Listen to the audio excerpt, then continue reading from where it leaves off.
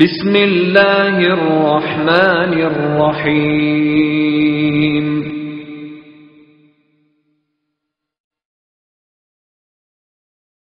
مركز العلوم والحكم للدعوة والإرشاد.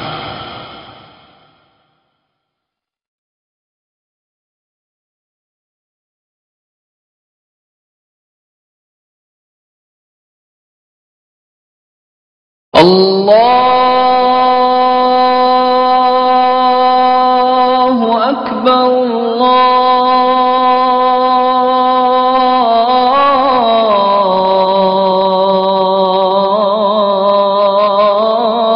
اللہ اکبر. إن الحمد لله نحمده ونستعينه ونستغفره ونؤمن به فنعوذ بالله من شرور أنفسنا ومن سيئات أعمالنا من يهده الله فلا مضل له ومن يضلل فلا هادي له ونشهد أن لا إله إلا الله وحده لا شريك له ونشهد أن محمدا عبده ورسوله. أما بعد فقال الله عز وجل قل هو الله أحد الله الصمد لم يلد ولم يولد ولم يكن له كفوا أحد. وقال تبارك وتعالى ولقد بعثنا في كل أمة رسولا أن اعبدوا الله واجتنبوا الطاغوت. وقال عليه الصلاة والسلام لعن الله اليهود والنصارى اتخذوا قبور أنبيائهم مساجد. رواه البخاري ومسلم. صدق اللہ ورسولہ صلی اللہ علیہ وسلم. عزیز دوستو اور پیارے ساتھیو، اللہ رب العزت سے میں دعا کرتا ہوں کہ اللہ تعالی جیسے ہم اور آپ کو اس مبارک مجلس میں جمع کیا ہے، اس طریقے سے ہم تمام کو جنات الفردوس میں جمع کریں. آمین یا رب العالمین. اور میں اللہ رب العزت سے دعا گو ہوں کہ اللہ تعالی ہم اور آپ کو ان مبارک مجالس میں زیادہ سے زیادہ آنے کی اور زیادہ سے زیادہ دین کی باتیں سننے کی اور کثرت سے دین میں عمل کرنے کی توفیق بخشے.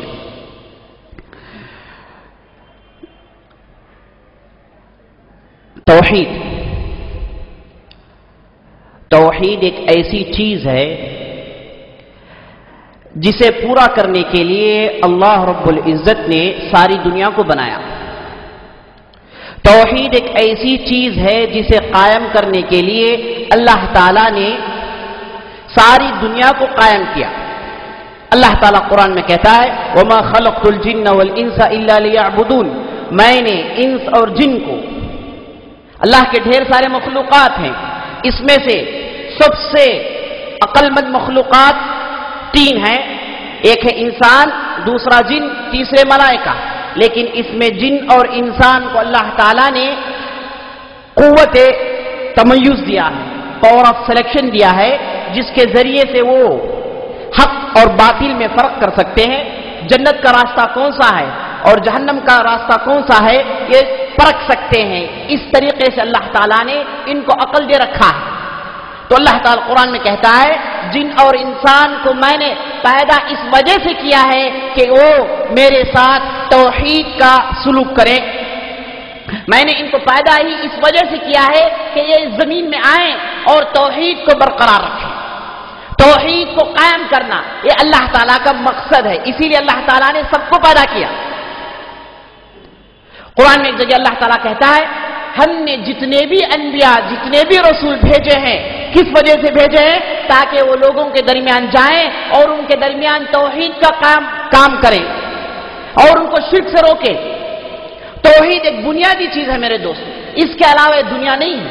موسیٰ علیہ السلام اللہ تعالیٰ سے دعا کرتے ہیں اے اللہ مجھے ایک ایسا کلمہ سکھا جس کے ذریعے سے میں تجھے پکاروں. تو اللہ تعالیٰ نے حکم دیا اے موسیٰ کہو لا الہ الا اللہ. موسیٰ پوچھتے ہیں اے اللہ یہ تو ہر آدمی کہتا ہے، اس امت کا ہر فرد کہتا ہے، یہ بنی اسرائیل کا ہر فرد اس کا دعویٰ کرتا ہے، اے اللہ پھر وہی کلمہ میں کیوں کہوں؟ اللہ تعالیٰ جواب میں کہتا ہے اے موسیٰ یہ ایسا کلمہ ہے اگر ایک کلمے کو ترازو کے ایک پھلڈے میں رکھ دیا جائے اور ساری دنیا کو پہاڑ آسمان شجر حجر ندیاں نہریں جتنے بھی چیزیں ہیں تمام کے تمام چیزوں کو ایک دوسرے پھلڈے میں رکھ دیا جائے یہ لا الہ الا اللہ کا پھلڈا بھاری پڑے گا. تو یہ توحید میرے دوست اسے بیان کرنا ہی اللہ تعالیٰ کا بنیادی مقصد ہے. اگر ہم انسان چاہتے ہیں کہ زمین میں سکون سے رہیں چاہتے ہیں کہ زمین میں امن قائم ہو چاہتے ہیں کہ زمین میں جیسے اللہ تعالیٰ چاہتا ہے ویسے زندگی گزاریں تو ہم پر واجب آتا ہے کہ ہم توحید قائم کریں توحید کو سمجھیں. جو آدمی توحید نہیں سمجھتا ہے اس کے اندر ہر قسم کے برائیاں ہوں گی. سب سے پہلے برائی اس کا ذہن صحیح نہیں ہوگا دوسرا اس کے اخلاق صحیح نہیں ہوں گے تیسرا اس کے پورے معاملات برباد اور تباہ کن ہو جائیں گے. آپ چاہتے ہیں کہ زمین میں سکون سے رہیں توحید قائم کریں. اسی لیے اللہ تعالیٰ قرآن میں ایک دوسری جگہ کہتا ہے وعد اللہ الذین آمنوا منکم وعملوا الصالحات ليستخلفنهم في الارض كما استخلف الذین من قبلهم وليمكنن لهم دینهم الذی ارتضى لهم وليبدلنهم من بعد خوفهم امنا يعبدونني لا يشركون بي شيئا. اللہ تعالیٰ کا وعدہ ہے ایمان والوں کے لیے اور جو لوگ نیک عمل کرتے ہیں کہ وہ ان لوگوں کو زمین میں حکومت دے گا اور ان لوگوں کو زمین میں سکون دے گا خوف سے بچا کر رکھے گا اور ان لوگوں کو زمین میں پیس اور امن دے گا. کیا کریں یہ لوگ یعبدوننی لا یشرکون بی شیئا یہ اللہ وحدہ لا شریک ہی کی عبادت کریں اس کے علاوہ کسی اور کی عبادت نہ کریں. توحید قائم کریں. توحید قائم کریں گے تو یہ تمام چیزیں ان لوگوں کو ملے گی. اگر قائم نہیں کریں گے تو زمین کا پورا نظام درہم برہم ہو جائے گا. جیسے آج ہم دیکھتے ہیں آج اس دنیا میں مسلمان ڈھیر سارے انگنت تعداد میں ہیں لیکن اس کے باوجود بھی ان لوگوں کے پاس امن نہیں ہے. وجہ اس کی ہے کہ توحید کے حقوق توحید کے ارکان توحید کے جو واجبات ہیں اسے صحیح طریقے سے ادا نہیں کیا جا رہا ہے. بعض لوگ جب ہم توحید کی دعوت کرتے ہیں توحید کا بول بالا کرنے کی کوشش کرتے ہیں کہتے ہیں کہ یہ وہابیوں کو دوسرا کام نہیں ہے ہمیشہ توحید توحید توحید اس کے علاوہ کوئی چیز نہیں ہے.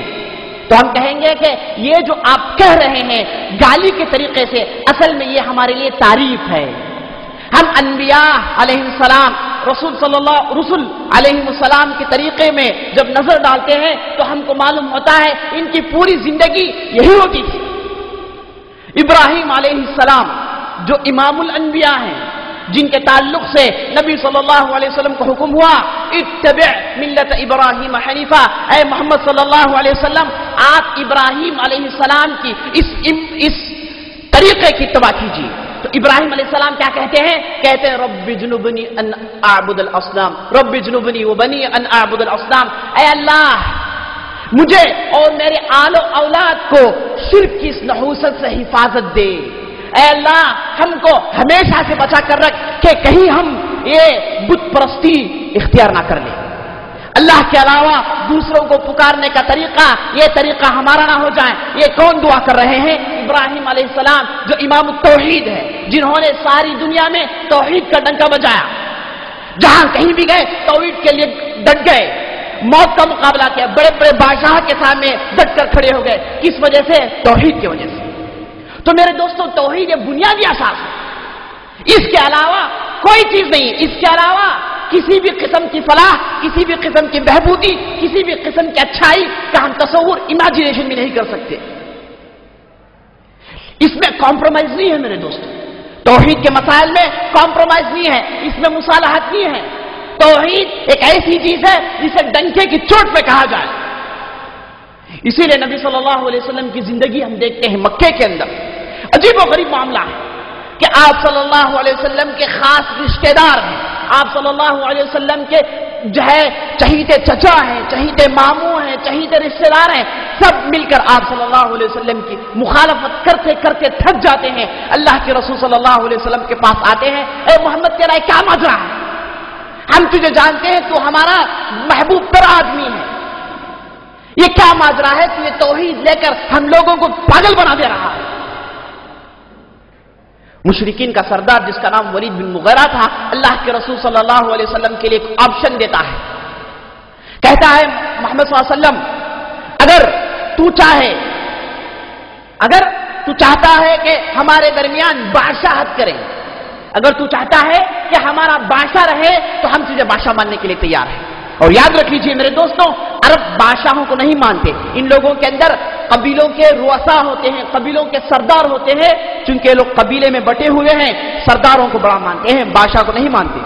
لیکن کہتے کیا ہے کہ اگر آپ چاہیں تو ہم آپ کو بادشاہ بنا دیں گے، اگر آپ بیمار ہیں تو آپ حکم دیجئے، سارے عرب میں ہم چپا چپا تلاش کر کے آپ کے لیے ایک ایسا طبیب، ایسا ڈاکٹر لا دیں گے جو تمہارا علاج کر دے گا۔ اگر تم چاہتے ہو کہ تمہارے پاس ڈھیر سارا مال ہو تو حکم دو کہ ہم سارے عرب میں سے تمہارے لیے مال جمع کر دیں گے۔ اگر تم چاہتے ہو کہ سب سے خوبصورت لڑکی سے شادی کریں تو ہم کو حکم دو کہ ہم عرب میں تلاش کر کے تمہارے لیے سب سے خوبصورت لڑکی لا دیتے ہیں۔ ولید بن مغیرہ کی تقریر کرنے کے بعد خاموش ہو جاتا ہے۔ اللہ کے رسول صلی اللہ علیہ وسلم سنجیدگی کے ساتھ کہتے ہیں کہ اگر آپ لوگ میرے دائیں ہاتھ میں سورج رکھ دیں اور میرے بائیں ہاتھ میں چاند رکھ دیں اور مجھ سے کہیں کہ میں یہ کام چھوڑ دوں، خدا کی قسم یہ کام میں چھوڑنے والا نہیں ہوں، کیونکہ یہ کام میں میرے طرف سے نہیں کر رہا ہوں، یہ میسج میں اپنے طرف سے نہیں کہہ رہا ہوں، یہ میسج تو اللہ تعالیٰ کی طرف سے آیا ہے، یہ حکم اللہ رب العزت کی طرف سے آیا ہے، جس کے لیے میں تم جیسے لوگوں کی مخالفت برداشت کرنے کے لیے تیار ہوں۔ اللہ کے رسول صلی اللہ علیہ وسلم ڈنکے کی چوٹ میں علل اعلان اس کی جو ہے صراحت کرتے ہیں۔ ایک دوسرے موقع پر ہم دیکھتے ہیں جب مشرکین عرب اللہ کے رسول صلی اللہ علیہ وسلم کو دیکھتے ہیں کہ اللہ کے رسول توحید کو کھلم کھلا بیان کرتے ہیں اور یہ معبودان باطل، یہ بتوں کو گالیاں دیتے ہیں، کہتے ہیں کہ یہ پتھر ہیں، یہ لوگ سن نہیں پاتے، یہ لوگ جو ہے ان کے اوپر اگر ایک مچھر، یہ ایک مکھی بھی بیٹھ جائے تو یہ لوگ اڑانے کے قابل نہیں ہیں، یہ لوگ بالکل بے حیا ہیں، کچھ بھی ان لوگوں کے پاس نہیں ہے۔ یہ باتیں بڑی گھراں گزرتی تھی مشرکین کے لیے، چونکہ ان لوگوں کے یہاں بت پرستی ان کے گٹھی میں پڑی ہوئی تھی۔ جیسے انسان کے جسم میں خون دوڑتا ہے اس طریقے سے ان کے جسم میں بت پرستی دوڑتی ہے۔ جب دیکھے کہ اللہ کے رسول ان کو روک نہیں پا رہے ہیں، ہر ہمیشہ بتوں کو گالیاں دے رہے ہیں، آخرکار تھوڑی نرمی اختیار کرتے ہیں، اللہ کے رسول صلی اللہ علیہ وسلم پاس آتے ہیں دوسری مرتبہ، آ کر کہتے ہیں کہ ٹھیک ہے ہم مان لیے تیرا خدا ایک ہے، لیکن کچھ نہ کچھ ایسا ہونا چاہیے جس کے ذریعے سے ہم دونوں امن میں رہیں۔ تو اس لیے ہمارے پاس ایک آپشن ہے، ایک طریقہ یہ ہے کہ 1 سال کے لیے تم لوگ بت پرستی کرو، ہم 1 سال کے لیے ہم تمہارے خدا کی بات کریں گے، 1 سال ہمارے خدا اور 1 سال تیرا خدا جسے تو رب العالمین کہتا ہے، تاکہ فیصلہ برابر ہو جائے، جھگڑے نہ ہو، امن ہو جائے مکے کے اندر۔ اللہ کے رسول صلی اللہ علیہ وسلم جو نرم آدمی ہیں، جو شفیق رحیم ہیں، جن کے اندر رافت بھری پڑی ہوئی ہے، نرم دلی ہے، اللہ کے رسول چاہتے تو کمپرومائز کر لے سکتے تھے، اچھا پیشکش تھا، لیکن اللہ کے رسول جانتے ہیں کہ یہ مسئلہ توحید کا ہے، یہ مسئلہ عقیدے کا ہے، اس کے اندر کمپرومائز، اس کے اندر مصالحت کوئی کام نہیں آئے گی۔ حق اور باطل کیسے مل سکتا ہے، آگ اور پانی کیسے مل سکتے ہیں، یہ دونوں کا ملنا ایک تصور کے باہر ہے، ہم تصور بھی نہیں کر سکتے۔ اللہ کے رسول خاموش رہتے ہیں، کہتے ہیں کہ کل میں تم کو جواب دوں گا۔ خاموش رہنے کا مطلب یہ نہیں تھا کہ اللہ کے رسول مان لیے، لیکن چاہتے تھے کہ آسمان سے ان لوگوں کے لیے جواب آ جائے۔ تو دوسرے دن اللہ تعالیٰ سورہ کافرون نازل کرتا ہے، جس کے اندر اللہ تعالیٰ کہتا ہے قل یا ایھا الکافرون، اے نبی صلی اللہ علیہ وسلم ان کافروں سے کہہ دیجئے کہ میں تم لوگوں کے بتوں کی عبادت کرنے والا نہیں ہوں، نہ تم میرے خدا کی عبادت کر رہے ہو، نہ میں تم لوگوں کی بتوں کی عبادت کرنے والا وہ صفت نہیں رکھتا میں، نہ تم میرے جو ہے معبودات کی بات کرتے ہو، تمہارے لیے تمہارا دین ہے اور میرے لیے میرا دین ہے۔ شرک کا اظہار، صراحت، کیوں؟ توحید کا مسئلہ ہے میرے دوستوں، کوئی دوسرا مسئلہ ہوتا، کوئی گھریلو مسئلہ ہوتا، کوئی نجی معاملہ ہوتا، اللہ کے رسول صلح پسند تھے، فوراً آگے بڑھتے صلح کر لیتے، لیکن نہیں، یہ مسئلہ توحید کا ہے، یہ ایسا مسئلہ ہے جس کے لیے آسمان قائم ہے، یہ ایسا مسئلہ ہے جس کے لیے زمین قائم ہے، یہ ایسا مسئلہ ہے جس کے لیے اللہ تعالیٰ نے انسان اور جن کو بنایا ہے، اور تمام کے معبودات جو اللہ تعالیٰ، تمام مخلوقات جو اللہ تعالیٰ نے بنا رکھا ہے، یہ پورے توحید بیان کرتے ہیں۔ ان من شیء الا یسبح بحمدہ، کوئی ایسا چیز نہیں ہے زمین میں جو اللہ تعالیٰ کی توحید نہیں بیان کرتا. ہاں سوائے انسان اور جن ہیں ان لوگوں کے اندر شرک موجود ہے جسے اللہ تعالیٰ ہٹانا چاہتا ہے انبیاء کو بھیج کر. تو میرے دوستو ہم نے دیکھا توحید ایک ایسا معاملہ ہے جس کے اندر کوئی کمپرومائز نہیں, کوئی مصالحت نہیں, کوئی نرمی نہیں. ڈنکے کی چوٹ پہ کہیں گے توحید کا بیان. شرک یہ انتہائی ناپسند ہے. ومن يشرك بالله فكأنما خر من السماء فتخطفه الطير او تهوي به الريح في مكان سحيق. جو آدمی اللہ کے ساتھ شرک کرتا ہے یہ تو اتنا ہلکا پھلکا ہو گیا, اس کی مثال ایسی ہے کہ یہ پہاڑ سے گر گیا, اسے پرندوں نے اچک لے گیا ہے, یا پھر تیز ہوا آئی اسے لے کر جا کر کہیں دور جگہ پھینک دی. یعنی شرک کرنے والا اتنا بے وزن ہو جاتا ہے, کمزور ہو جاتا ہے اللہ کی نظر میں.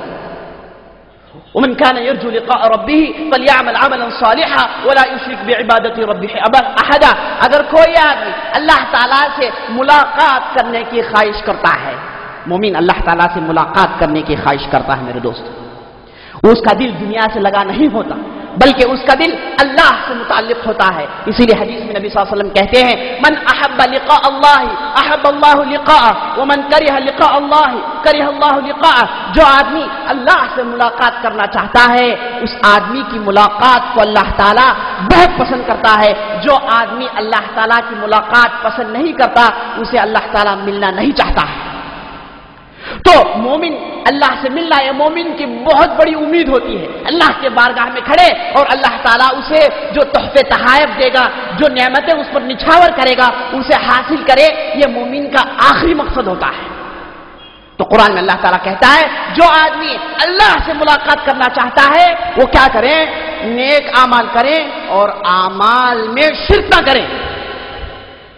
اور اللہ تعالیٰ سورہ زمر کے اندر نبی صلی اللہ علیہ وسلم کو دیکھ کر کہتا ہے لئن اشرکت لیحبطن عملک ولتکونن من الخاسرین. اے محمد صلی اللہ علیہ وسلم, ہاں آپ نبی ہیں, ہاں آپ رسول ہیں, ہم نے بہت عزت دی ہے تم کو, اگر تم بھی شرک کرو گے, اگر تم بھی شرک کرو گے تمہارے پورے کے پورے اعمال ضائع ہیں, اس کی کوئی اہمیت نہیں. اللہ کی نظر میں یہ ہیج ہے.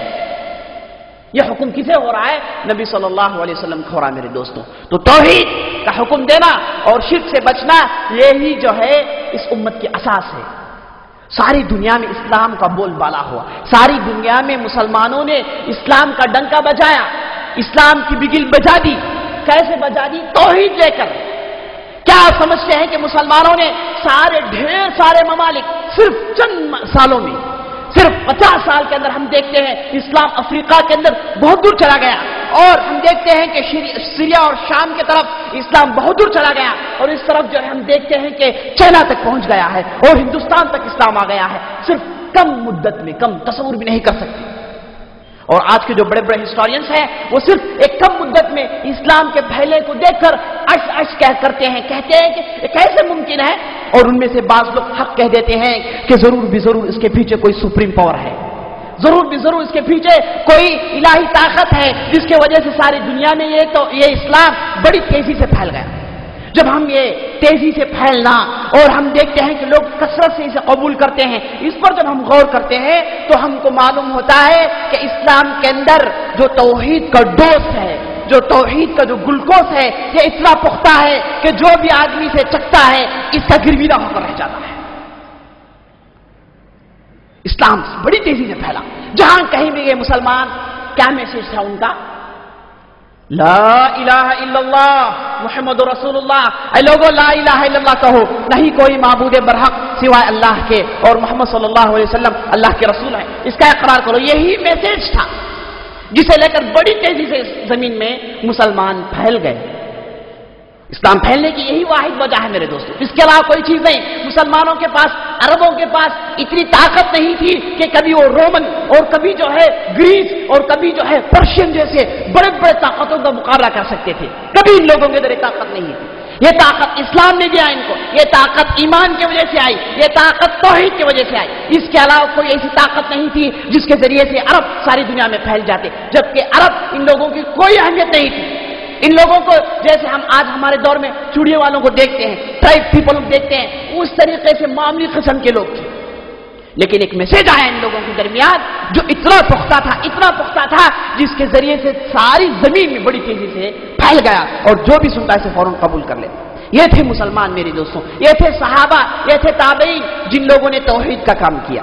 لیکن افسوس کے ساتھ کہنا پڑ رہا ہے کہ یہ توحید جس کا ڈنکا مسلمانوں نے بجایا، اس توحید کے اندر خامیاں اس امت مسلمہ میں آ گئی. یہ امت جو توحید کا دعویٰ کر رہی تھی، وہی امت اپنے ہاتھوں سے اس توحید کے مضبوط قلعے کو توڑ رہی ہے. دیکھتے ہیں کہ مسلمان لا الہ الا اللہ کے ساتھ کسی اور کو پکارتے ہیں، لا الہ الا اللہ کے ساتھ کسی غیر اللہ کے پاس جاتے ہیں، ان کے پاس منتیں مرادیں کرتے ہیں، چڑھاوے چڑھاتے ہیں، نذریں پیش کرتے ہیں، ذبح کرتے ہیں، طواف کرتے ہیں، چیختے ہیں، پکارتے ہیں غیر اللہ کو چھوڑ کر. یہ مسلمان افسوس کے ساتھ کہنا پڑ رہا ہے. اور ان لوگوں کا مسئلہ یہاں تک پہنچ گیا ہے کہ اب کفار ان کو دیکھ کر کہتے ہیں اے مسلمانوں، تمہاری دعوت یہ ہے کہ خدا ایک ہے، یہ کیا ماجرا ہے؟ تم لوگ غیر اللہ کو پوج رہے ہو، یہ کیا ماجرا ہے؟ تم لوگ غیر اللہ کے سامنے نظریں چڑھا رہے ہو، اس کی جو ہے تقدیس کر رہے ہو، یہ کیا ماجرا ہے؟ کفار کہہ رہے ہیں. وضو میں تم ہو نصارا تو تمدن میں حنود. یہ مسلمان ایسے ہیں جنہیں دیکھ کر شرمائے یہود. ایسی حالت ہوگی مسلمانوں کی. توحید صرف یہ 4-5 لفظ باقی رہ گئے اور بقیہ پورے کے پورے اس کے کنوٹیشنز ختم ہوتے جا رہے ہیں. میرے دوستوں، توحید میں خلل کب پیدا ہوئی؟ توحید میں خلل میرے دوستوں سب سے پہلے یہ قبر پرستی آنے کی وجہ سے ہوئی. اس سے پہلے توحید میں خلل نہیں تھا. ہاں گناہیں کی، دوسرے قسم کے بدعات تھے، دین میں نئے نئے باتیں لوگوں نے ایجاد کی، لیکن توحید میں خلل، غیر اللہ کو کھلم کھلا پوجنا، غیر اللہ کو علل اعلان پکارنا، یہ قبر پرستی آنے کے بعد شروع ہوئی، ورنہ ایسے پہلے نہیں تھا. نبی صلی اللہ علیہ وسلم جانتے تھے کہ انتہائی مصیبت والی چیز ہے کہ لوگ اگر قبر کو پوج لیں. نبی صلی اللہ علیہ وسلم کو معلوم تھا کہ یہ کتنی خطرناک چیز ہے. اسی لیے اللہ کے رسول صلی اللہ علیہ وسلم نے اپنے زندگی میں، اپنے دور میں مسلمانوں کو ڈرا دیا کہ مسلمانوں یہ قبر پرستی سے بچتے رہو. یہاں تک احادیث میں آتا ہے کہ اللہ کے رسول صلی اللہ علیہ وسلم جب مرض موت میں تھے، موت کے قریب تھے، تو اللہ کے رسول صلی اللہ علیہ وسلم پر کبھی سکرات کی حالت داخل ہو جاتی تھی، طاری ہو جاتی تھی. سکرات کا عالم آپ جانتے ہیں، انتہائی پریشانی عالم ہوتا ہے. اللہ کے رسول بے قرار ہوتے تھے، کبھی کپڑا اپنے چہرے میں ڈالتے، کبھی کپڑا اٹھا لیتے، کبھی پانی اپنے چہرے میں ڈالتے، کبھی اپنے چہرے کو پوچھتے، کبھی اٹھتے، کبھی بے ہوش میں ہو جاتے. یہی طریقہ تھا اللہ کے رسول صلی اللہ علیہ وسلم کا وفات سے 4-5 دن پہلے. تو ویسی حالت میں ایک مرتبہ اللہ کے رسول بیدار ہوتے ہیں، اپنا کپڑا ہٹاتے ہیں، پھر کپڑا ڈالتے ہیں. معلوم ہو رہا کہ اللہ کے رسول انتہائی بے قرار ہیں. ویسی حالت میں اللہ کے رسول کہتے ہیں لعن اللہ الیہود والنصارى اتخذوا قبور انبیائهم مساجد. اللہ تعالیٰ کی لعنت ہو یہود و نصارہ پر، ان لوگوں نے انبیاء کی قبروں کو اپنے سجدے گاہ بنا لیا. بخاری مسلم کی روایت ہے. غور کرنے پر معلوم ہوتا ہے کہ اللہ کے رسول صلی اللہ علیہ وسلم پر اس مرحلے میں اس وقت یہ میسج دینے کی کیا ضرورت تھی؟ تو اللہ کے رسول صلی اللہ علیہ وسلم کو احساس ہونے لگا کہ یہ امت ضرور بھی ضرور اس کے اندر گمراہیاں آئیں گی، اور یہ امت ضرور بھی ضرور اس کے اندر شرک آئے گا، بدعت آئیں گی. تو اللہ کے رسول صلی اللہ علیہ وسلم پہلے سے ہی چاہنے لگے کہ ان لوگوں کو ان چیزوں سے ڈرا دیا جائے. اس لیے ڈراتے اللہ کے رسول صلی اللہ علیہ وسلم ایسی حالت میں. اور ایک دوسرے حدیث میں کہتے ہیں اللہ کے رسول صلی اللہ علیہ وسلم انکم لتتبعون حذو القذة للقذة، تم لوگ ضرور بھی ضرور اس سے پہلے والوں کی اتباع کرو گے. جیسے ایک چپل کے جوڑے کے 2 چپل بالکل ایک سائز کے ہوتے ہیں، اس طریقے سے تم لوگ اس سے پہلی والی امتوں کی اتباع کرو گے. اس سے پہلی والی امتیں کون تھی؟ یہود و نصارہ تھی. ان لوگوں کے پاس قبر پرستی، بدعات، خرافات، خزعبلات بھرے پڑے ہوئے تھے. تو اللہ کے رسول بتانا چاہتے ہیں کہ امت کے ایسے بھی افراد آئیں گے جن کے اندر یہ بدعات پائے جائے گی. ایک دوسرے حدیث میں نبی صلی اللہ علیہ وسلم لیٹے ہوئے ہیں. اللہ کے رسول صلی اللہ علیہ وسلم کی پیاری بیویاں امہات المؤمنین ام سلمہ اور ام حبیبہ آپس میں ڈسکس کر رہے ہیں، اور آپس میں بات چیت حبشہ کی چھڑ جاتی ہے. چونکہ لوگ حبشہ میں تھے تو حبشہ کی بات چیت چھڑ جاتی ہے. تو دونوں وہاں کے خوبصورت تصویروں کی تعریف کرنے لگے. تو اللہ کے رسول صلی اللہ علیہ وسلم جو لیٹے تھے اچانک اٹھتے ہیں، اٹھ کر کہتے ہیں کہ یہ ایسے بدبخت لوگوں کے افراد ہیں، یعنی ان لوگوں کو کہتے ہیں جو حبشہ میں ہیں، ایسے لوگوں کے افراد ہیں جو اگر ان میں سے کوئی نیک آدمی مر جائے، اگر ان میں سے کوئی ولی یا پھر نبی مر جائے تو فوراً اس کے اوپر درگاہ بن دیتے ہیں، فوراً اس کے قبروں کو گھٹ کر دیتے ہیں اور فوراً وہاں پر پوجا پاٹ شروع کر دیتے ہیں۔ اللہ کے رسول صلی اللہ علیہ وسلم، یہ بھی جو ہے احمد کی روایت ہے۔ ایک دوسرے حدیث میں اللہ کے رسول کہتے ہیں اللہم لا تجعل قبری وثنا یعبد، اے اللہ تعالیٰ میرے اس قبر کو، اے اللہ تعالیٰ کبھی بھی ایک عبادت گاہ مت بنا۔ اللہ کے رسول صلی اللہ علیہ وسلم کی دعا تھی جو آج تک قائم ہے، اللہ کے رسول صلی اللہ علیہ وسلم کی قبر پر ان کی عبادت نہیں کی جاتی ہے۔ ایک دوسرے حدیث میں اللہ کے رسول صلی اللہ علیہ وسلم کہتے ہیں، حضرت ابو ہریرہ کہتے ہیں اللہ کے رسول کہتے ہیں صلی اللہ علیہ وسلم نہا رسول اللہ صلی اللہ علیہ وسلم ان یجسس القبور ان یقال علیہ وان یکتب علیہ، اللہ کے رسول صلی اللہ علیہ وسلم نے اس چیز سے روکا ہے کہ قبروں کو گھٹ کیا جائے اور ان قبروں پر بیٹھا جائے اور ان قبروں پر لکھا جائے، مسلم کی روایت ہے۔ اللہ کے رسول صلی اللہ علیہ وسلم نے اس چیز سے روکا ہے۔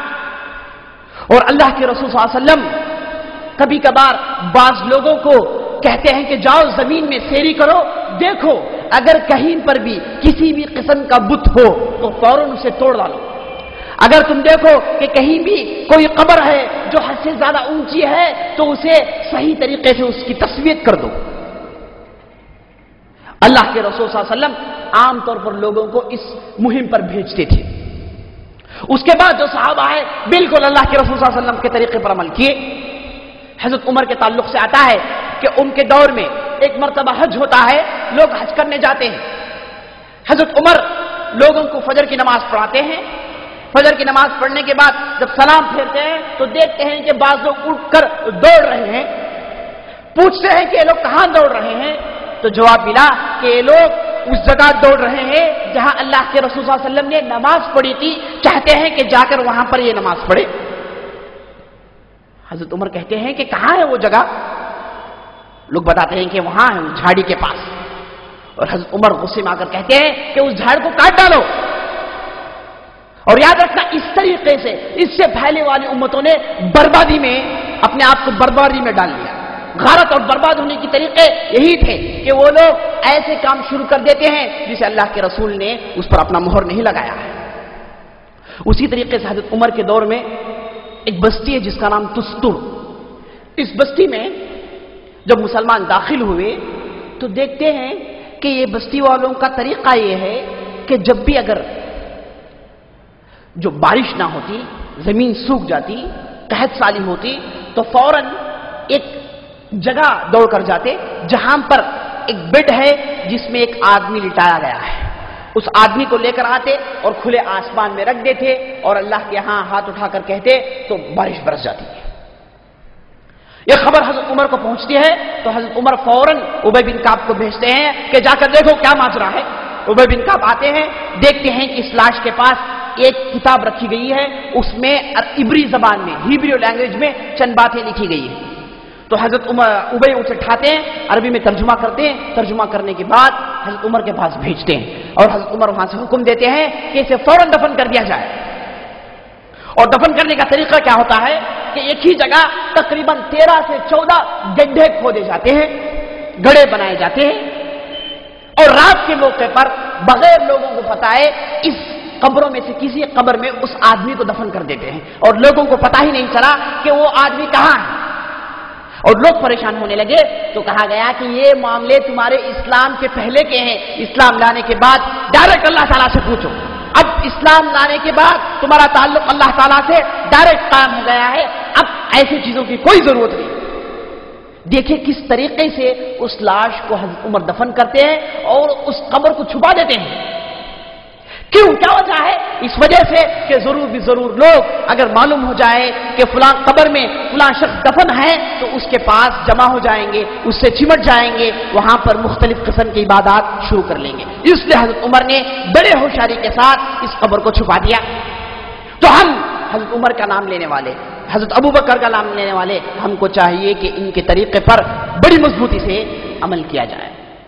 تو تو میرے دوستو یہ اس طریقے سے صحابہ کے دور میں، تابعین کے دور میں، اس کے بعد کے دور میں یہ قبر پرستی کا تصور بھی نہیں تھا، اور اس کے تمام جڑوں کو نبی صلی اللہ علیہ وسلم نے، صحابہ نے، تابعین نے کاٹ دیا۔ اسی لیے ہم دیکھتے ہیں کہ شروع کے 300 سال تک، آج ہجری کیا ہے 1430 پر 2 ہجری ہے، 1432 ہجری ہے، شروع کے 300 سال تک کہیں پر بھی قبر پرستی، قبر میں جھکنا، قبر کے پاس جا کر عبادت کرنا، نذریں چڑھانا، طواف کرنا، اعتکاف کرنا، یہ تصور نہیں تھا، کہیں پر بھی نہیں تھا۔ سوال یہ پیدا ہوتا ہے کہ آخر یہ کب شروع ہوا، کب قبر پرستی شروع ہوئی؟ تو جب ہم تاریخ میں غور کرتے ہیں تو شروع کے 300 سال جب مسلمانوں میں طاقت رہی، تھوڑا بہت علم رہا، تو یہ جو ہے جہل عام نہیں ہوا۔ ہوتے ہوتے جب خلافت عباسیہ قائم ہوئی، تو جب 290 پر 7 ہجری آئی، 290 پر 7 ہجری آئی، تو سب سے پہلے ایک قبر بنایا گیا۔ یہ قبر کس کا تھا؟ یہ قبر حضرت علی رضی اللہ عنہ کا تھا، جسے بعض شیعہ حضرات نے، خاص طور پر خلافت عباسیہ میں بنو بویہ کے نام سے بعض لوگ منسٹرز بننے لگے۔ بنو بویہ قبیلہ تھا، یہ قبیلے سے لوگ اس خلافت کے منسٹرز بننے لگے۔ تو یہ جو ہے شیعہ عقیدے کے تھے، تو ان لوگوں نے اپنی قوت کو استعمال کر کے بغداد کے اندر ایک علاقہ ہے جسے کہتے ہیں نجف، جہاں پر آج ایک ڈپلیکیٹ کعبہ ہے۔ اس علاقے میں، عراق نجف میں ایک ڈپلیکیٹ کعبہ ہے جس کے باقاعدہ لوگ طواف کرتے ہیں، وہاں پر باقاعدہ لوگ حج کرتے ہیں، کرنے والے پورے کون ہے؟ یہی شیعہ حضرات ہیں۔ تو 290 ہجری کے بعد، بعض لوگوں نے کہا 311 ہجری میں سب سے پہلے اس نجف کے علاقے میں حضرت علی کی قبر بنائی گئی۔ قبر بنائی گئی میرے دوستوں، قبر نہیں ہے۔ علماء کا اتفاق ہے حضرت علی رضی اللہ عنہ کو کوفے میں دفن کیا گیا۔ کوفہ اور نجف کے درمیان 200-300 کلومیٹر کا فاصلہ ہے، لیکن جب حضرت علی وفات پائے تو اس کے بعد جو صحابہ تھے، خاص طور پر ان کے لڑکے اور خاص طور پر بڑے بڑے صحابہ، عبداللہ بن مسعود جیسے اور دوسرے بڑے بڑے صحابہ نے حضرت علی رضی اللہ عنہ کے لاش کو، ان کی قبر کو چھپا دیا۔ معلوم ہوا کہ اس علاقے میں دفن ہے، لیکن کہاں دفن ہے نہیں معلوم، چھپا دی، کیونکہ حضرت علی کے تعلق سے 2 فرقے تھے۔ ایک فرقہ جو حضرت علی رضی اللہ عنہ پر غلو کرتا تھا، ان کو خدا کہتا تھا۔ ایک فرقہ ایسا تھا جو حضرت علی رضی اللہ عنہ کے جان لینے کے لیے تلا ہوا تھا۔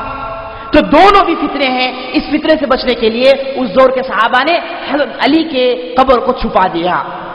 لیکن اتفاق ہے کہ کوفے میں دفن ہے حضرت علی رضی اللہ عنہ۔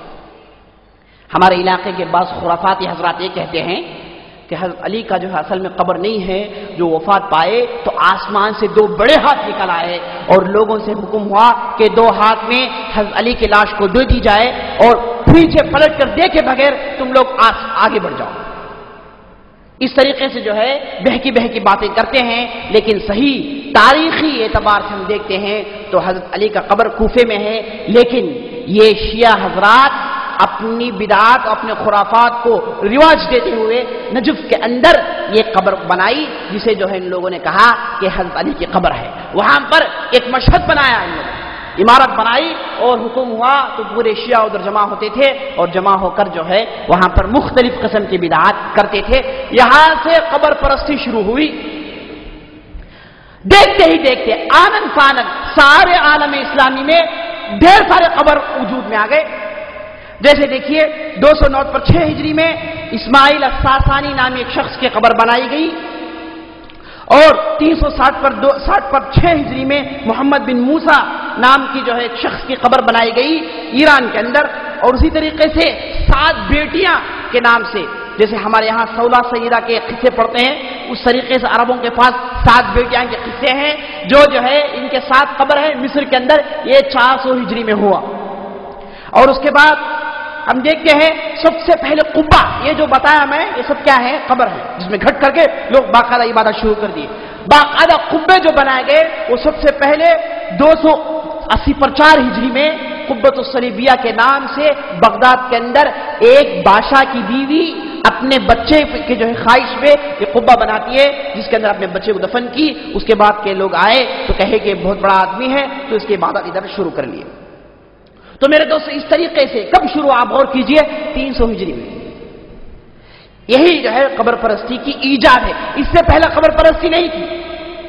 تو سوال یہ پیدا ہوتا ہے جو چیز 300 سال کے بعد شروع ہو, جس میں نبی صلی اللہ علیہ وسلم, صحابہ, تابعین اور تبع تابعین کسی کا بھی کوئی بھی قسم کا قول موجود نہیں ہے.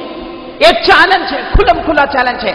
اگر کوئی آدمی شروع کے 300 سال میں کسی بھی قسم کی ضعیف حدیثی کیوں نہ ہو, جھوٹی بھی ضعیف حدیثی کیوں نہ ہو, اگر لا کر پیش کر دے کہ قبر پرستی تھی تو ہم مان لیتے ہیں. ہرگز پیش نہیں کر سکتے.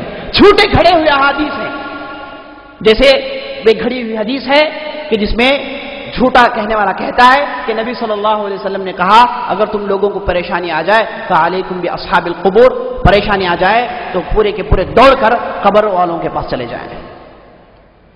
یہ حضرت نبی صلی اللہ علیہ وسلم کے نام سے حدیث گھڑی گئی جو موجود ہے.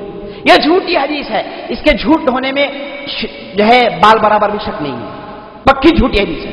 لیکن میں یہ کہہ رہا ہوں کہ کوئی ضعیف حدیث اور جھوٹی حدیث میں فرق ہے.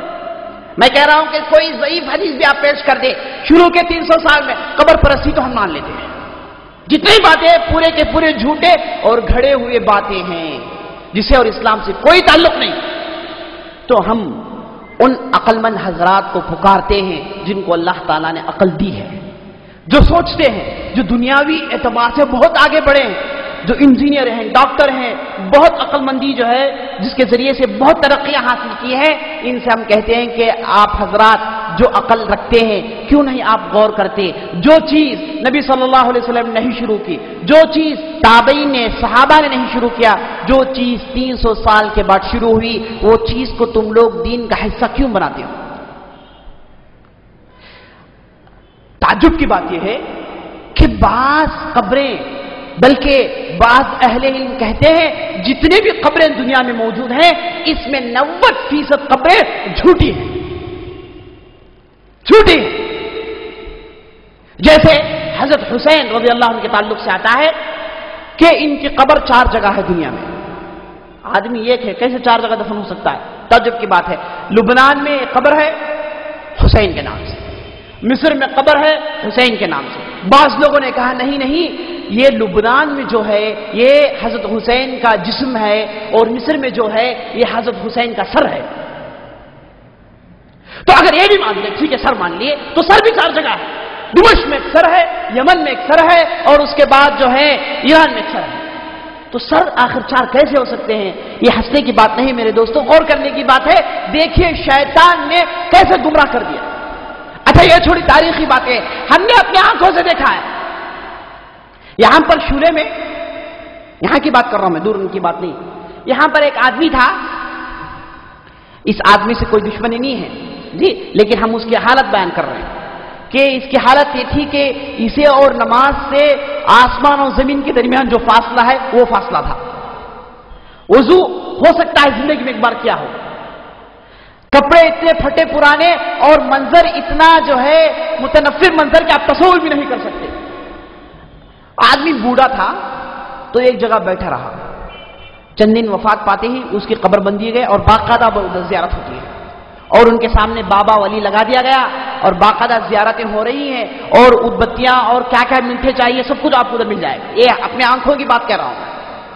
ایسے ڈھیر سارے مثالیں ہیں میرے دوستوں. اور مورخین ایک واقعہ لکھتے ہیں کہ مصر کے اندر ایک ڈاکو تھا جس کا نام صالح بن حدید.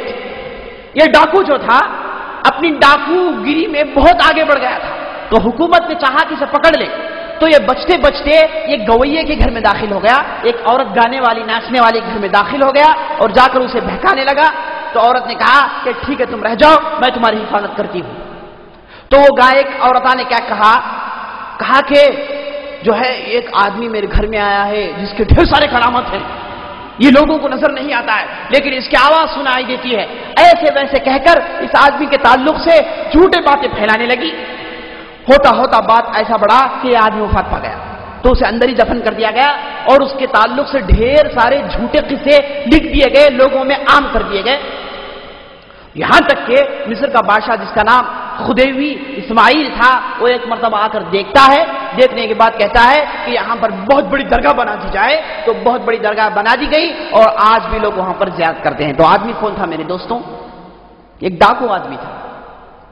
تو آپ تصور کیجئے کہ کتنے ایسے قبریں ہیں جہاں پر کوئی نہیں ہے۔ ہم کو تو یہ باتیں معلوم ہوئی کہ چوہے کی قبریں ہیں، لوگ جاتے ہیں وہاں پر بھی چڑھاوے چڑھاتے ہیں، اور گدھے کی قبر ہے، طوطے صاحب ہیں، گدھے صاحب ہیں، گھوڑے صاحب ہیں، کیا کیا نہیں، کیسے کیسے چیزوں نے لوگوں نے شروع کر رکھا ہے، ہم تصور بھی نہیں کر سکتے، ایسی ایسی غلیظ چیزیں چلتی ہیں یہاں پر۔ اب یہاں پر ایک درگاہ ہے جس کی قبر جو ہے آسمان کو چھو رہی ہے، اتنی اونچی ہے۔ لوگوں سے پوچھا گیا تو لوگ بولے کہ یہاں پر ایک ولی تھے جو بیٹھے رہے، بیٹھے بیٹھے دفن ہو گئے، اس لیے ہم ان کو کہتے ہیں کہ زندے ولی ہیں۔ وہاں پر آپ دیکھیں گے کہ لوگ جمع ہو رہے ہیں اور باقاعدہ چڑھاوے چڑھائے جا رہے ہیں، اور اس کے بعد یہاں پر ڈھیر ساری بدعتیں ہوتی ہیں، یہاں پر شادی کی روٹیاں چھوڑی جاتی ہیں، یہاں پر جو ہے سعودی کو جانے کے جو ہے روٹیاں چھوڑی جاتی ہیں، کیا کیا نہیں، ڈھیر سارے بدعتیں لوگوں نے شروع کر رکھی ہیں۔ یہ ہمارا ماحول ہے، ایسے آپ سنتے جائیں گے تو ہم بیان کرتے جاتے رہیں گے، ڈھیر سارے ایسے واقعات ہیں میرے دوست۔ تعجب کی بات ہے اللہ تعالیٰ نے ان لوگوں کے ماتھے میں لکھ دیا ہے کہ لوگ گمراہ ہیں۔ کیسے؟ ان میں سے کوئی نمازی نہیں ہے، نہ قبر کے پاس بیٹھنے والے، نہ ادھر جانے والے، سب کو نماز سے نفرت ہے، اور نماز سے نفرت کرنے والے کون ہیں؟ شیطان ہے۔ اب دیکھیں گے کہ نماز چلتی رہے گی لیکن قبروں کے پاس وہ پوجا پاٹ چلتی رہے گی، نماز چل رہی ہے لیکن کوئی ادھر نہیں آئے گا۔ وجہ کیا ہے؟ وجہ یہ ہے کہ اللہ تعالیٰ نے ان کے سینے میں ٹھپا مار دیا۔ اب یہ جیسے گمراہی اپنے ہاتھوں سے انہوں نے خریدی ہے، اللہ تعالیٰ نے یہی گمراہی ان کی بربادی کا سبب بنا دیا۔ تو میرے دوستو اس طریقے سے ہم دیکھتے ہیں سارے عالم اسلامی میں بڑی تیزی سے قبر پرستی پھیل گئی ہے، اور سارے مصیبتوں کی جڑ، سارے پریشانیوں کی جڑ یہی قبر پرستی ہے میرے دوستو۔ اب جو لوگ قبر کے پاس جاتے ہیں ان کے بعض دلیلیں ہیں، جب ہم ان کو کہتے ہیں کہ دیکھو بھائی ایسے ایسی چیزیں ہیں تو فوراً دلیلیں پیش کرنا شروع کر دیتے ہیں۔ وہ بھی کہتے ہیں کہ ہم قبر کے پاس جاتے ہیں ان کو پکارنے کے لیے نہیں ہے، ہم جانتے ہیں شرک ہے، ان کو پکارنا شرک ہے، ہم جانتے ہیں، ہم ادھر جاتے ہیں اس وجہ سے کہ وہ جگہ بابرکت ہے، اور ولی کے وسیلے سے ہم اللہ کو پکارتے ہیں، پکارتے تو اللہ کے، اللہ ہی کو پکارتے ہیں لیکن ولی کے ذریعے سے، ولی کا وسیلہ لے کر۔ میرے دوستوں یہ کام کرنے والے 1% ہے بس، باقی کے 99% لوگ ڈائریکٹ اس ولی کو پکارتے ہیں۔ جائیے چیک کر لیجیے، آپ چیلنج ہے وہ، کتنے لوگ وسیلہ پکڑتے ہیں اور کتنے لوگ اس ولی کو پکارتے ہیں، جا کر آپ سروے لیجیے۔ آپ کو میں بتاؤں گا کہ 99% لوگ جو وسیلے سے بات شروع کرتے ہیں، وسیلے سے بات بڑھتی ہے، یہاں تک ڈائریکٹ پکارتے ہیں کہ یہ حضرت مجھے بچہ دے دو، اے فلاں میری مدد کرو، میری مصیبتیں دور کرو، ڈائریکٹ پکارتے ہیں۔ یہ کھلا شرک ہے میرے دوست، یہ ایسا شرک ہے جب تک آدمی توبہ نہیں کرے گا وہ آدمی جہنم میں رہے گا، جہنم اس کے لیے جو ہے لکھ دی جائے گی اگر یہ صحیح ہے، واقعی وہ پکار رہا۔ تو یہ جو لوگ کہتے ہیں کہ وسیلہ پکڑتے ہیں، اس میں 99% جھوٹ ہے میرے دوست۔ اچھا، جو آدمی ادھر جاتا ہے وسیلہ ہی پکڑتا، مان لیجیے وسیلہ پکڑنا بھی اس جگہ پر صحیح نہیں ہے۔ وسیلے پکڑنے کے 3 طریقے شریعت نے مقرر کیے ہیں، اور 3 طریقے یہ ہیں کہ آدمی اللہ کے ناموں سے وسیلہ پکڑے، یا پھر اپنے نیک اعمال سے وسیلہ پکڑے، یا پھر اس زندہ آدمی کا وسیلہ پکڑے جو زندے ہیں، جو بزرگ ہیں، نیک ہیں، متقی ہیں، پرہیزگار ہیں، جن کا تقوی لوگوں کے درمیان عام ہے، جن کی عبادت لوگوں کے درمیان عام ہے۔ ایسے آدمی کے پاس آپ جائیے، ان سے کہیے اور وہ آپ کے لیے دعا کرے تو امید کی جاتی ہے کہ دعا قبول ہوگی، شرط یہ ہے کہ آدمی زندہ ہو۔ یہ 3 قسم کے وسیلے ہیں جو شریعت نے مقرر کیے، اس کے علاوہ کوئی وسیلہ نہیں ہے۔ اور یہ بات بھی غور کرنے کی ہے میرے دوستوں، یہاں پر جانے سے آپ بابرکت نہیں ہوتے بلکہ آپ پر لعنت آتی ہے۔ مومن جو اللہ تعالیٰ سے ڈرنے والا ہے وہ کبھی بھی کسی بھی شرک کے اڈے کے قریب نہیں جاتا، شرک سے اسے نفرت ہے اور اس جگہ سے بھی اسے نفرت ہے۔ اسی لیے اسلام میں حکم ہے کہ آپ اگر ذبح کرنا چاہتے ہیں تو ذبح ان جگہوں میں کیجئے جہاں پر کسی بھی قسم کے آستانے نہ تھے۔ یعنی مثال کے طور پر دیکھیے کہ ایک مندر تھا، لوگ ادھر جاتے تھے، بعد میں اس مندر کو ہٹا دیا گیا۔ آپ ذبح کرنا چاہتے ہیں وہاں جا کر مت کیجیے، کیونکہ یہاں پر شرک چلا ہے، شائبہ ہے کہ کہیں آپ کی اس عبادت میں شرک داخل ہو جائے۔ تو اس لیے بچ کر کہیں ایسی جگہ جا کر ذبح کیجئے جہاں پر کچھ بھی ایسی چیزیں نہیں ہوئی ہوں۔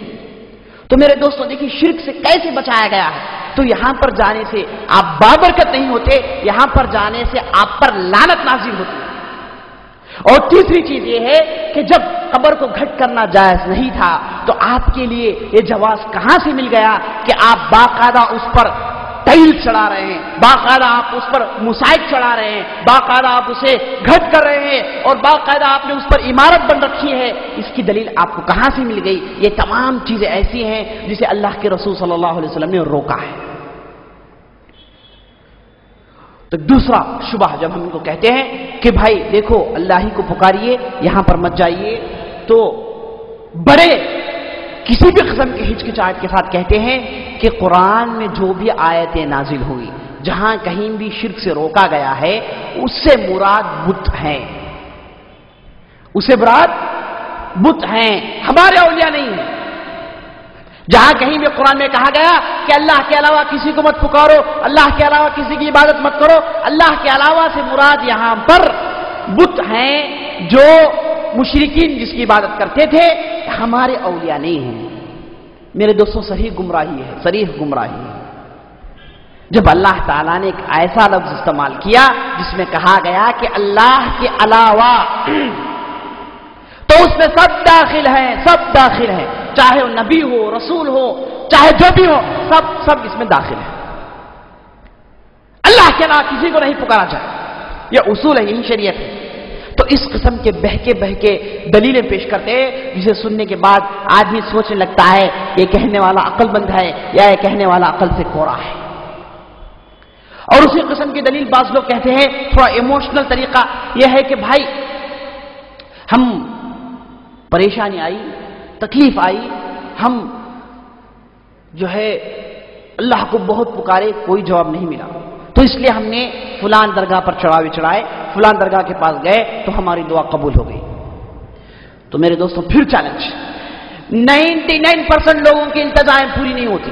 مان لیے ہم کہ آپ کہتے ہیں کہ قبروں کے پاس التجائیں پوری ہوتی ہیں، مان لیے، سروے اٹھائیے، 99% لوگ ابھی بھی پریشان ہیں، ان کی دعائیں قبول نہیں ہو رہی۔ اور بعض لوگ ہم دیکھتے ہیں کہتے ہیں کہ بھائی فلاں پریشانی آئی، بچہ نہیں پیدا ہوا، فلاں تکلیف آ گئی، بیماری آ گئی، ہم نے یہاں سے شروع کیا، کہاں سے؟ مون روڈ سے، اس کے بعد ٹپلیکین گئے، اس کے بعد پورے جو ہے نیشنل لیول کے پورے درگاہ میں گئے، اور اس کے بعد پھر ہم نے انٹرنیشنل لیول کے درگاہ کے پاس گئے، اور پوری زندگی 7 سال 8 سال کوئی ایسا درگاہ نہیں، کوئی ایسا مشہد نہیں جہاں پر ہم نے چڑھاوے نہیں چڑھائے، اور آخری میں ہم کو معلوم ہو گیا کہ ہماری التجائیں، ہماری پکار سننے والا اللہ ہے۔ آپ نے جو ہے 10 سال، اپنے 8 سال جو شرک میں گزارے ہیں، اے کاش آپ شروع میں ہی اللہ کو پکار دیتے تو آپ کے جو ہے پورے پریشانیاں حل ہو جاتی۔ جو لوگ اللہ کو چھوڑ کر پکارتے ہیں وہ لوگ گھاٹے میں ہیں۔ اللہ کے رسول صلی اللہ علیہ وسلم حدیث میں کہتے ہیں کہ اگر بندہ اللہ کو پکارے، اللہ سے دعا کرے، اس کی حالت 3 میں سے ایک ہے، یہ اللہ تعالیٰ اس کی دعا کو قبول کرے، فوراً جو مانگتا ہے اسے دے دے۔ دوسری چیز، اگر اللہ تعالیٰ چاہتا ہے کہ اسے فوراً نہ دے تو اسے اس دعا کو باقی رکھتا ہے، اور اسے جب اس چیز کی اشد ضرورت پڑتی ہے تو اللہ تعالیٰ اسے وہ چیز جب دیتا ہے۔ تیسری چیز، اگر اللہ تعالیٰ اس کی دعا قبول نہیں کرتا ہے تو اللہ تعالیٰ اس کے دعا کے برابر آنے والے پریشانیوں کو دور کر دیتا ہے۔ مطلب یہ ہے کہ مومن جب اللہ کے بارگاہ میں ہاتھ اٹھاتا ہے، گڑ گڑاتا ہے، یہ خالی ہاتھ واپس نہیں آتا۔ 3 میں سے ایک حالت ہے۔ لیکن ہم دیکھتے ہیں جو اللہ کے علاوہ کسی پکارتے ہیں وہ خالی ہاتھ آتے ہیں، ساتھ ساتھ شرک اور ساتھ ساتھ نحوست لے کر آتے ہیں جو ان کی زندگی کو برباد کر دیتی ہے۔ تو میرے دوستوں جتنے بھی دلائل لوگ پیش کرتے ہیں کسی بھی دلیل پر وزن نہیں ہے، کسی بھی دلیل میں کوئی بات نہیں ہے، پوری بہکی باتیں ہیں۔ تعجب کی بات یہ ہے کہ بڑے بڑے ملا جن کی بڑے بڑے داڑیاں ہیں، جن کے بڑے بڑے ٹوپیاں ہیں، بڑے بڑے مدرسے سے فارغ ہیں، وہ یہ لوگوں کو دعوت میں کہتے ہیں کہ اللہ کے علاوہ پکارو، جھنڈے گاڑو اپنے گھروں کے پاس، درگاہ بناؤ، مشہدیں قائم کرو۔ جب ان سے پوچھا جاتا ہے کہ حضرت آپ یہ کہتے ہیں تو دلیل کیا ہے؟ کہتے ہیں کہ ہم میں سے جو بڑے تھے وہ یہی ایسا ہی کرتے تھے۔ تو میرے دوستو اس طریقے سے امت کو برباد کر دیے. صحیح طریقہ یہ ہے، امن کا طریقہ یہ ہے کہ ہم اللہ اور اللہ کے رسول صلی اللہ علیہ وسلم کی طرف لوٹیں، کتاب و سنت کی اتباع کریں اور تمام قسم کے شرکیات اور تمام قسم کے نحوست سے اپنے آپ کو پاک کریں. تو ہم نے دیکھ لیا کہ کیسے امت میں یہ جو ہے عام ہو، ایک دم عام ہے میرے دوستو. اور ایسے ڈھیر سارے واقعات ذہن میں آتے ہیں، آپ تصور بھی نہیں کر سکتے. لوگ جو ہے جاتے ہیں، باقاعدہ ولی کو پکارتے ہیں، اور اگر جسم میں کوئی حصہ ٹوٹ گیا ہے تو اس حصے کو سننے میں بناتے ہیں اور ولی کے انڈی میں ڈالتے ہیں. آنکھ چلے گئی تو آنکھ چاندی بناتے ہیں، سننے میں بناتے ہیں، انڈی میں ڈال دیتے ہیں. کوئی پریشانی تکلیف آئی، انڈی میں پیسے ڈال دیے، جو ہے اس میں پیسے ڈال دیے، ڈھیر سارے لاکھوں کا مال آتا ہے. اور یہ بات بھی یاد رکھ لیجیے میرے دوستوں، اس کے پیچھے پالیٹکس کا بہت بڑا دخل ہے. مصر میں ایک بہت بڑا درگاہ ہے جس درگاہ کا نام ہے احمد بدوی، جہاں پر لوگ حج کرتے ہیں. اور یہاں کے بدعتی، یہاں کے خرافاتی یہ عام کر رکھے ہیں، کوئی آدمی آ کر اس احمد بدوی کے قبر میں آئے اور آ کر جو ہے 7 مرتبہ زیارت کریں تو اس کا ایک حج کا ثواب ہے. جیسے ہمارے یہاں کے بعض لوگ کہتے ہیں کہ اجمیر کی اس درگاہ کے پاس جائیں آپ 7 مرتبہ تو آپ کو جو ہے ایک حج کا ثواب ہے. ہم ان پر جو ہے غصہ کرنے کے بجائے ہم ان پر جو ہے افسوس کرتے ہیں، غم کا اظہار کرتے ہیں کہ آپ لوگ جو اسلام کے نام لیوا ہو، آپ لوگ جو تمہارا نام توحید کا ہے، تم لوگ جو توحید پر قائم ہو، تمہاری یہ بات ہے؟ یہ تو صحیح کفر و شرک کی بات ہے، لیکن ہم دیکھتے ہیں علل اعلان کہا جا رہا. تو یہ جو مصر میں درگاہ ہے اس میں 40% حکومت کا شیئر ہے. لوگ کروڑوں پیسے ڈالتے ہیں اس میں، 40% حکومت کو جاتا ہے اور باقی کے 60% یہ درگاہ کے حقداروں کو جاتا ہے. اور یہاں پر مثال آپ کو دیتا ہوں، یہاں پر جو درگاہ مشہور ہے وہاں پر دیکھتے ہیں کہ خاندان کی پارٹنرشپ ہے. ایک بیچارہ مسکین جسے کام نہیں ملا، بڑی تکلیف سے قرض لیا، یہ کیا وہ کیا، تجارت شروع کی تو تھوڑے فائدے ہوئے، ابھی ہاتھ میں پیسہ آیا تو بدبخت یہ پیسہ لے کر جاتا ہے، جا کر کنڈی میں ڈالتا ہے اور یہ پیسہ ہرگز اس حضرت کو نہیں پہنچتا، بلکہ یہ پیسہ ان لوگوں کو پہنچتا ہے جو حضرت کے نام سے تجارت کر رہے ہیں. پارٹنرشپ ہے میرے دوستوں، خاندان سے پارٹنرشپ چلتی ہے. فلاں درگاہ ہے، یہاں پر اتنے لوگ ہیں، ان کے خاندان والوں کو اتنا پرسنٹ ہے، ہفتے میں اتنا پیسہ ان کو جائے گا، دوسرے ہفتے میں اتنا پیسہ ان کو جائے گا. تو لوگوں کی محنتیں، لوگوں کے جو پیسے ہیں، اس طریقے سے یہ لوگ اس پر ڈاکہ ڈالتے ہیں اور یہ پیسوں کی تقسیم اپنے لیے کر لیتے ہیں اور کہتے ہیں کہ پیسے کے حقدار ہم ہیں. حرام ہے، حرام. یہ پیسے کھانا گویا کہ پیٹ میں آگ بھرنے کے برابر ہے. حضرت کا نام لے کر، دین کا نام لے کر یہ لوگ جو ہے پیٹ پالو لوگ ہیں. تو جو لوگ نادان ہیں اللہ کے لیے چیز سمجھ جائیں. اور جتنے بھی بڑے بڑے درگاہیں ہیں سب کا یہی ماحول ہے. اور ڈھیر سارے ایسے درگاہیں ہیں، سب کے سب تجارت کے لیے کمرشیل بیسس پر کھولے گئے ہیں، کمرشیل بیسس پر. اب آدمی کو آپ کہیں گے کہ پیسے تو نہیں دے گا تو کیا ہے، اسے عقیدے پر حملہ کیجئے، اسے ایسے ڈرائیے ویسے ڈرائیے تو پیسے لا کر ڈالے. بالکل وہی ہو رہا. اور ایسے بھی ڈرایا جاتا ہے کہ اگر آپ ایک مرتبہ پیسے ڈال دیں، دوسرا مہینہ پیسے نہیں ڈالے تو تم پر ولی کا ہاتھ پڑے گا، تم کو فلاں مار پڑے گی، تم کو یہاں پر مار پڑے گا، بزنس میں گھاٹا ہوگا. فلاں فاتحہ ایک مرتبہ کر دیے تو کرتے رہیں. فلاں فاتحہ کرو جس میں ہڈی نہیں ہونا، پورے کا پورا گوشت ہونا چاہیے.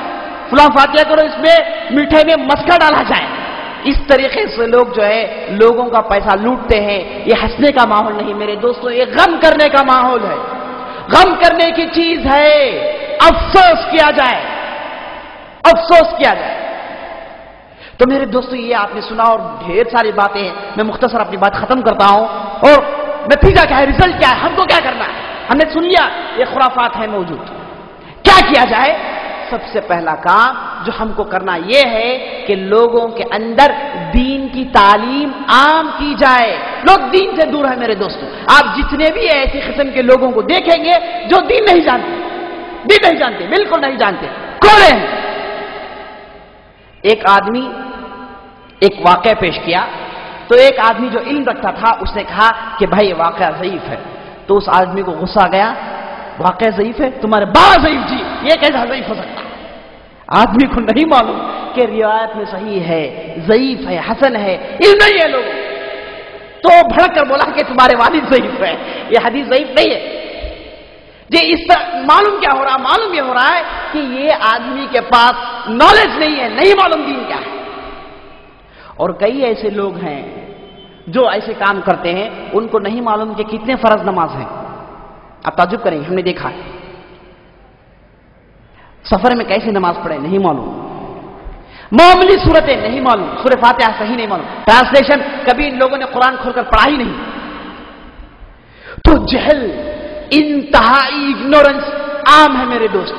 تو ہم کو جو کام کرنا ہے، ہم پر جو چیز فرض ہوتی ہے وہ یہ ہے کہ ایسے مسلمانوں میں تعلیم عام کی جائے، ان کو تعلیم دیا جائے۔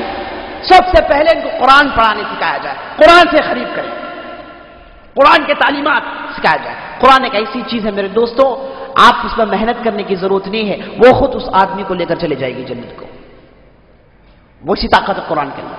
لیکن مسئلہ یہ ہے کہ قرآن کی خریدی نہیں آتی، قرآن خانیاں ہوتی ہیں جی، قرآن کے نام سے ڈھیر سارے کھانے کھائے جاتے ہیں، لیکن کبھی بھی توفیق یہ نہیں ہوتی کہ قرآن کو مطلب سے پڑھا جائے، قرآن کے اندر کیا میسج ہے اسے دیکھا جائے، اس کی کبھی توفیق نہیں ہوئی۔